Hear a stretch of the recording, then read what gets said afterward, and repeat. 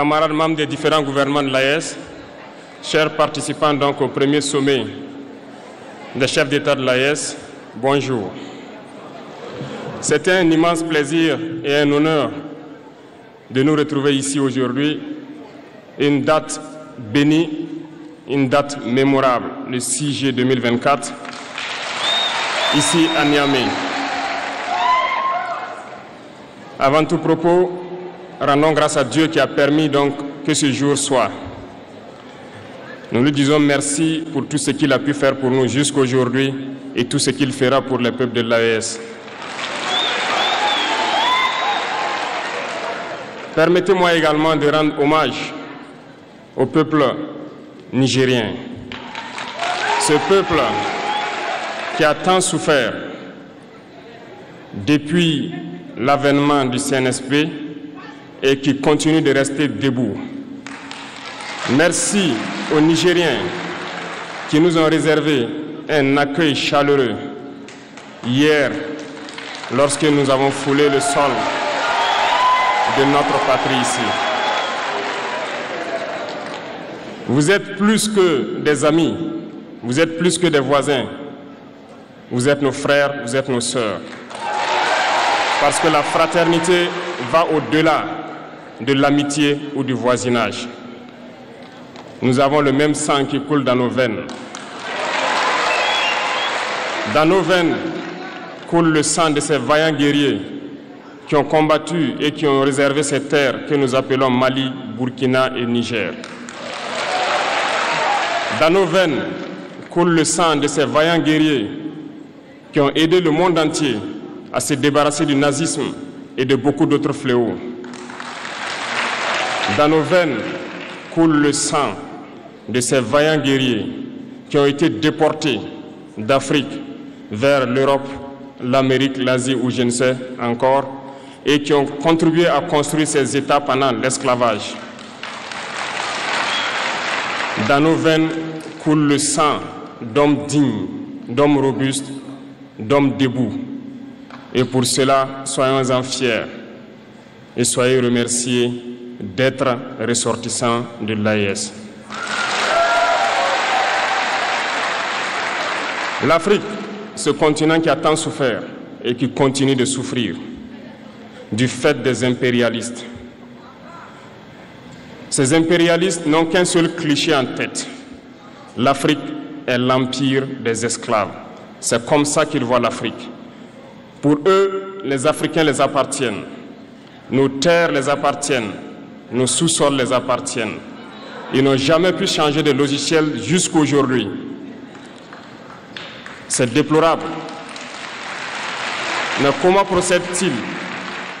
C'est malheureusement depuis donc ces années 60 où ces simulacres d'indépendance ont été donnés à l'Afrique. Ils n'ont juste fait que placer des valets locaux à la tête, selon eux, de leur sous-préfecture pour pouvoir continuer à les alimenter. Ces valets locaux que nous allons qualifier aujourd'hui d'esclaves de salon n'ont d'autre repère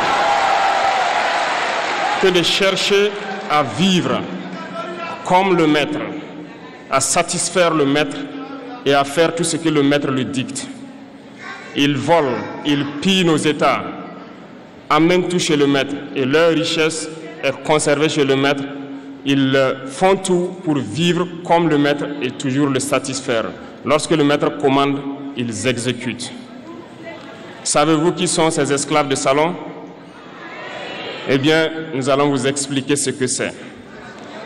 Ce sont des individus qui n'ont aucune dignité, qui n'ont aucune morale, qui n'ont aucune personnalité. Mais le maître esclave a toujours su identifier ces individus. Ils sont toujours prêts à trahir leurs frères pour satisfaire le maître. Ils nous ont trahis depuis l'indépendance et d'autres continuent jusqu'à aujourd'hui à nous trahir au profit de leur maître. Ces individus continuent toujours, contre vents et marées, à piller l'Afrique, à aider le maître à piller l'Afrique. Ils se plaisent à le dire chaque année Dans leur sondage économique, le Burkina est le pays le plus pauvre, le Mali est le pays le plus pauvre, le Niger est le pays le plus pauvre. Nous sommes classés parmi les derniers.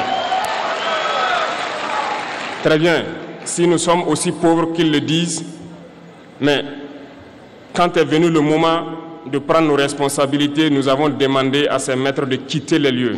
Pourquoi ne veulent-ils pas partir? Lorsque nous prenons le cas du Niger, depuis plus de 40 ans, certains pays exploitent l'uranium pour produire de l'énergie chez eux. D'Ottawa jusqu'à Paris, les rues sont illuminées, c'est la lumière. Mais au Niger, c'est l'obscurité qui nous est servie. Lorsque vous partez dans nos États, nos sols sont troués de toutes parts pour rechercher les métaux précieux tels que l'or. Mais souvent, il n'y a même pas la moindre route accessible pour atteindre les zones où ils exploitent l'or, encore moins certains services sociaux de base. Voilà pourquoi nous avons décidé de nous révolter et de prendre le destin de nos pays en main. Il y a bien d'autres exemples. Mais lorsque nous avons décidé ainsi, eh bien, nous avons été approchés par certains esclaves de salon pour nous passer le message de leur maître. Parce qu'ils avaient créé cette sorte de chaîne polymère qui se relève à la tête de nos États pour les servir. Et nous sommes venus briser la chaîne. Et c'est inconcevable pour eux. Ils nous ont donc approchés et ils nous ont demandé de rentrer dans les rangs pour faire partir de l'élite qui doit diriger l'Afrique. Parce qu'ils ont une élite formée et formatée qui doivent suivre, qui sont incrustés dans cette chaîne-là. Nous avons refusé de rentrer dans leur rang. Et dès lors, les hostilités ont commencé.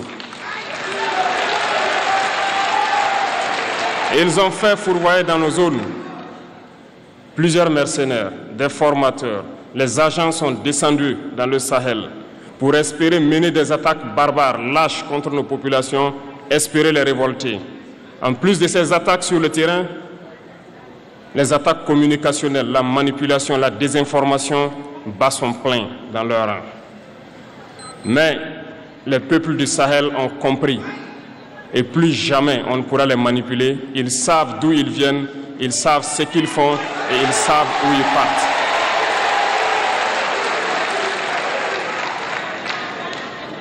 Nous n'allons plus permettre cela. Les gens sont éveillés et les gens se battent aujourd'hui, pas pour nous-mêmes, mais pour les générations à venir. Et merci à tous pour le combat qui est livré. Cela ne nous fait jamais pleurer. Nous n'allons pas trembler. Nous allons affronter. Nous allons nous battre pour l'indépendance réelle, pour notre liberté. Parce que pour faire peur au peuple de l'AES, ces individus n'ont que 3 termes dans la bouche: démocratie, liberté, droits de l'homme. Bien sûr, leurs valets locaux ne sont élus que dans un processus démocratique, libre et transparent selon eux leurs valeurs. Quoi de plus normal qu'on veuille nous imposer cela? Parce que c'est eux qui édictent les règles. Très bien. Nous avons décidé de nous assumer. Voilà pourquoi un 26 juillet 2023, lorsque le Niger a décidé de tourner la page, les esclaves de salon et leurs maîtres sont montés sur les grands chevaux. Ils ont mis leurs valets locaux en avant et ont décidé de mener une guerre contre le peuple nigérien. Nous avons donc dit, quiconque osera s'en prendre au Niger nous aura en face, parce que nous mènerons une guerre sans merci jusqu'à la dernière goutte de sang pour quiconque osera s'attaquer à nos États. Cette parole, cette décision que nous avons eue hier est d'actualité aujourd'hui et sera d'actualité demain et pour toujours. Ainsi naquit l'AES le 16 septembre 2023 dans une architecture de défense mutuelle. Mais nous avons jugé nécessaire de prolonger et d'agrandir donc l'architecture de l'AES. Ce qui nous rassemble aujourd'hui doit nous permettre d'aller sur d'autres terrains en plus de la défense, notamment les finances et l'économie, les infrastructures, la santé, l'éducation, bref, j'en passe. Je souhaite donc que ces moments soient pour nous une histoire que nous allons écrire pour l'AES, mais surtout pour l'Afrique et pour le monde entier. Que Dieu illumine tout un chacun de nous. Que Dieu nous inspire dans ces tâches qui nous sont confiées. Et surtout, que lorsque nous faisons tous nos travaux, que nous ayons en tête une seule chose, l'intérêt suprême de nos populations. Sur ce, nous prions encore une fois de plus, bon Dieu, qu'il nous accompagne tous dans nos différentes tâches, qu'il protège nos combattants qui, grâce à eux, nous permettent d'être assis ici et d'échanger autour de l'avenir de nos États. Soyez donc remerciés une fois de plus, peuple nigérien. Soyez unis et solidaires, peuple de l'AES, la patrie ou la mort.